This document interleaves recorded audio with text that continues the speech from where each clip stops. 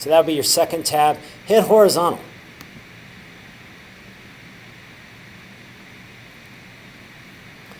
Look where our threshold is now. You know, it's at the same spot, but look how much our bars go over it. When I see stuff like this, when I see so many bars over our threshold, I don't know, what do you think? What does that tell you? When you're getting basically very low p-values for these pathways, and lots of pathways.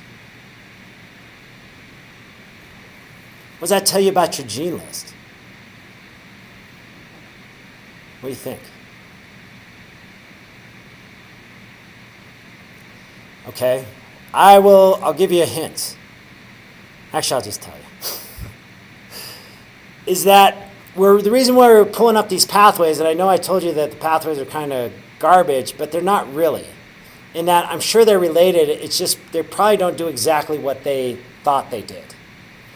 That we're getting lots and lots of groups of related genes, and that's a great thing for bioinformatic analysis. If I went here and I had 1,000 genes and I had only 2 pathways that were significant, I'm probably thinking that's random chance. I see this result and I know that the gene list that we put together is robust. Has a lot of biological connections into it. And I kind of saw that with the disease and function thing as well. That makes me feel good about this. Well, let's look at some of these things. So this is where we put our investigative hats on. We turn into Sherlock Holmes.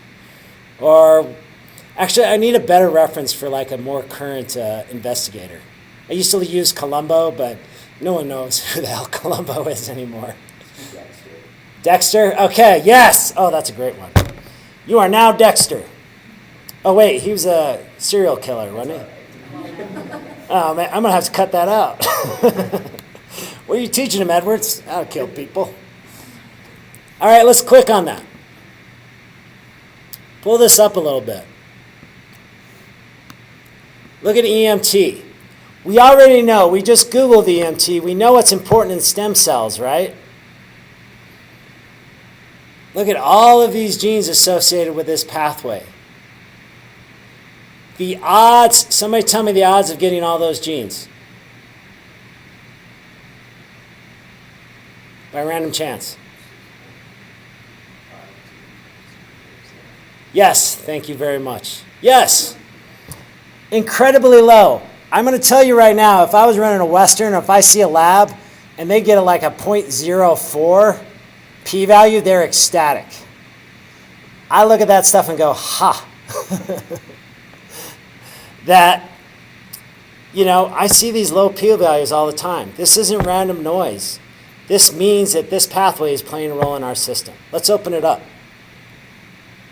Again, this is the beginning of the investigation.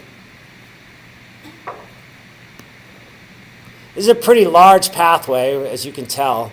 But you'll notice is that most of the action is occurring over here, right?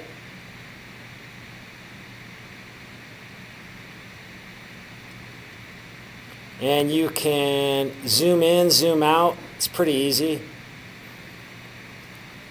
By the way, don't be afraid to take any of these and zoom them around. Blah.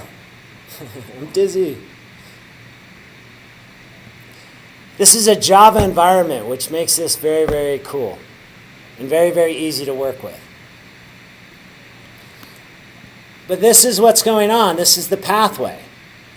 Here's our hepatocyte growth factor. These things are down, these signaling molecules. It's probably not signaling through here. We do see this PDGFD, this platelet-derived growth factor. A lot of growth factors here. And you can imagine these are stem cells. They need growth signaling. They need encouragement. They're not going to do anything unless they get orders from the boss, right? So this is where they're getting their information. And you can see they're probably getting it from EGF as well. You can see these signaling molecules. So again, if it's green, it went down the pluripotent. If it's red, it went up. You can see a lot of these signaling molecules are turned on. Here is the bottleneck. And here's what I noticed. I wish that was showing up better. Oh, man. You can see it on yours, right? Does everybody have their pathway open? Okay. Here's what I want you to do is go zoom into ERK12. These are one of these genes that I encounter a lot. This is one like, if I'm collecting baseball cards, this is definitely one of my Hank Aaron's. I see this sucker all the time, right? Here's where the art form comes out, is that I notice that these signaling molecules upstream are activated, seem to be higher in the pluripotent, but yet they all go through this ERK basically, and it's stopped. It's basically going down in our system. Which means maybe downstream, and if you look downstream, everything downstream is also off. I think I just found our bottleneck. Something, again, remember this pathway is incomplete. This is just a bare bones skeleton based on a bunch of experts from across the world. But I'm going to say, something's missing here. What is inhibiting this so this signaling can't go through? Here's what we can do, which is awesome. You're going to like this one. So what I want to do is I want to know if there's anything else in our gene list that's associated with ERK that's also upstream that might be inhibiting this, right? Here's what you do. Go to your build function. Click on that. Is everybody with me? Can you see that? Do you want me to make that the resolution, play with that a little bit? Is everybody all good with that? I go to build. I select a tool. I say grow. It's just like watering a plant. This is so cool.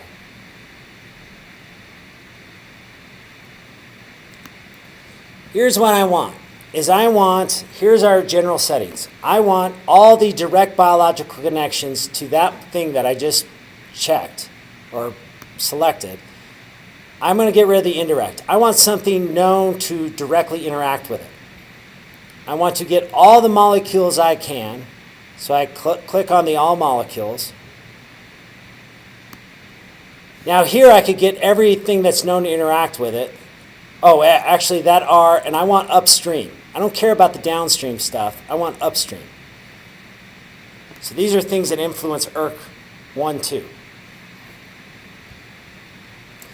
Now, instead of like getting everything they know that interacts with it, which would be like this huge cloud, trust me, I'm going to only use molecules, and it should say here, day and cell type 2A ANOVA. Does everybody say that? Okay. If I wanted to, I could change that data set. I could make any data set that I wanted, any gene list. I could take a gene list from another study that I looked at. I do that a lot, actually. That's how you kind of combine these different studies. Okay, no, that's the right one. I'm going to hit OK. Now hit apply.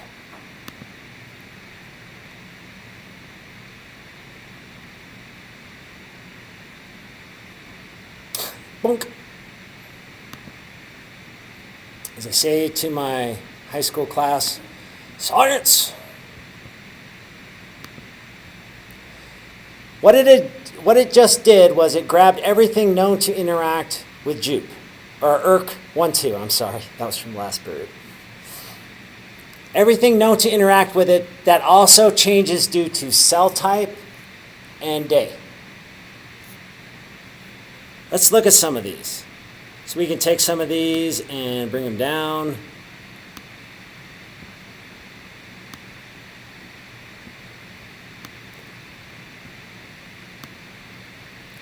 What we are looking for is something that inhibits ERK1, 2. Would that go up or down?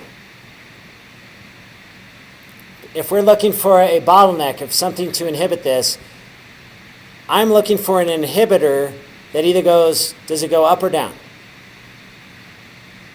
Up, totally, yeah, right? If the inhibitor is up, then that means it's stopping it from basically signaling. Okay, and I'm not going to, basically what you can do is you can color this. You can actually, and we'll do this later, but you can overlay like, the type of relationship that's on that. I did that before, and what I want to point out is this relationship here. Dusp1, dual specificity phosphatase 1. What this does is it cleaves off phosphorylation units on these kind of master regulators. Kind of takes away their fuel. Then they become inactive. Here's why I'm so interested in this thing. Number one, this might not be Hank Aaron, but this might be, I don't know, I'm trying to think of another baseball player. Babe Ruth or something, No, Dusp1 isn't as important as Babe Ruth. It's, like Tulowitzki or something on the Rockies. He's a star, but not that great. Here's what got my attention is I know that this is an inhibitory relationship. As when I put my cursor over it, I see an A and then I see an I. I means inhibitory. Double click on that.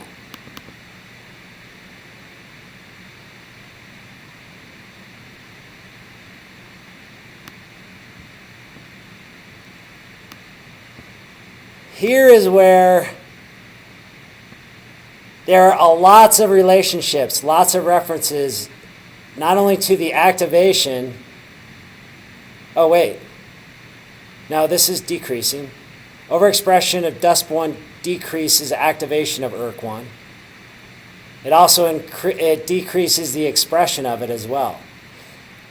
You can click on all these relationships. So view relationships between Dusp1 and ERK1-2. Click on that.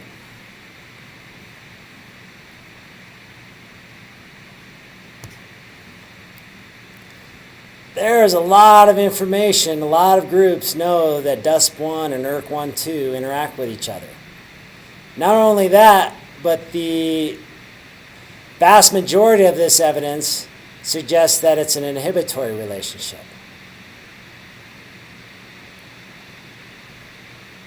Given this information and given what I know about pluripotent cells, I think it's Dusp1 that's inhibiting ERK1-2 and somehow making these cells different.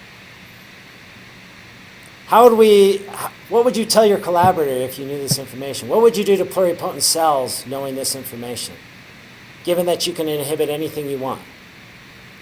Say you want to make the pluripotent cells more like ES or the ES cells, embryonic stem cells. What would you do knowing this information? Yes, excellent. You must have took Jaeger's class. I just saw him today. He's still terrorizing his students. It's hilarious. He's got help now. He's got 2 people helping his class. I'm like, I'm the only one, man. He's got more students though. Yeah. Here's the deal is, if you look at the paper, they don't mention anything about Dusp1. They don't mention anything about ERK1-2. They don't mention any of this stuff. We are probably maybe the few people on this planet that know that, hey, maybe Dusp1 is a major factor in these differences between adult and embryonic stem cells. What you'll find, though, is when you tell people this information that you basically glean this way, most people look at you like you're crazy. Like, you can't figure that out. Here's how I know that this stuff works is the people I have been able to convince this works. They'll inhibit Dusp1, and sure enough, these pluripotent stem cells act more like embryonic. I've seen this happen too many times to know that this isn't an accident. That if you really want to get to the heart of what, your system, this is the way you do it, and you don't do it by conventional means. Right? You're putting these things together, and I think I'm going to show you more. 5 o'clock, right? Okay. Plenty of time.